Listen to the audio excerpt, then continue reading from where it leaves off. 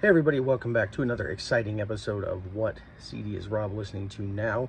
And now we continue on with some quote-unquote brand new Kiss. This is the fifth album from their Off the Soundboard series, recorded in Poughkeepsie, New York in 1984, the Animalize tour. There's a lot of historical significance with this album, being as I believe Mark St. John only played 3 shows with the band before no longer being able to, thanks to arthritis in his hands. I guess I saw in an interview with, I think, Gene once, that his hands just kind of blew up, like swollen like crazy. And you know, he slagged on him a bit, saying, you know, I'd rather some melody than a bunch of notes, but they hired him at the time, so he had to be good. In fact, he is pretty good.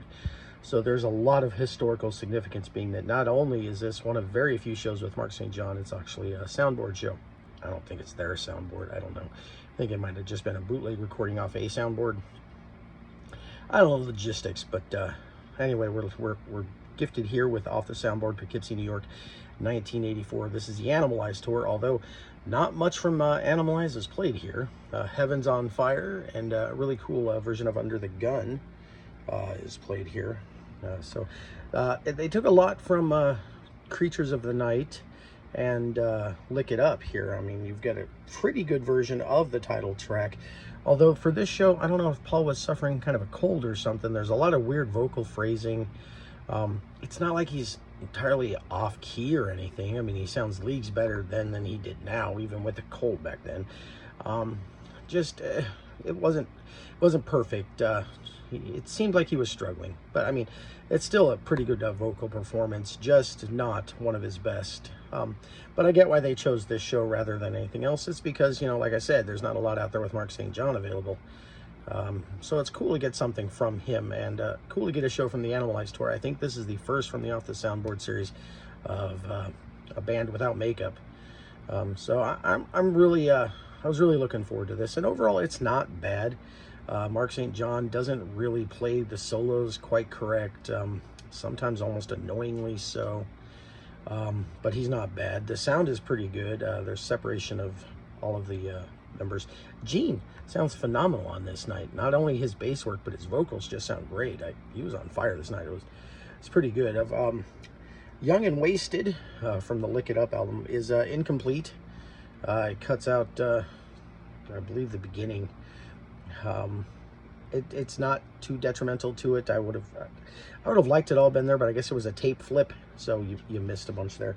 And then Rock and Roll All Night, you missed, like, I don't know, the end flourishes and whatnot. Coming out of the solo is it kind of fades out because the tape ran out. But they decided to go ahead and throw it out there anyway, because the historical significance and history there. History. Wow, that band will do anything to plug themselves and, you know, further their career, and more power to them. I mean, why the hell wouldn't you? But like I said, sounds great. War Machine, another track from Creatures of the Night, is everything seems faster here, like sped up, like they just wanted to get through this show.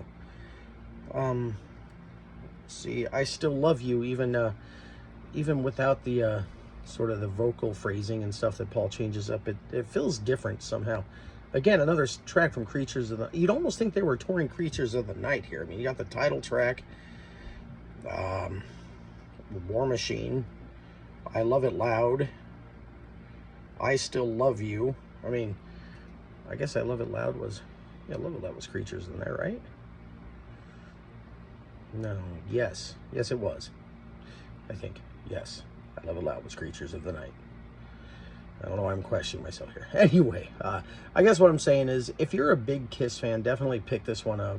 If you're a completist, you like live music. But if you're like the casual Kiss fan, you know, you've got, I don't know, smashes, thrashes, and hits, double platinum, or you wanted the best, you know, just the casual fan. You probably don't need this one. But for all of the rest of us, the completists and the huge Kiss fans, definitely pick this one up. It's a fun show. It's not perfect.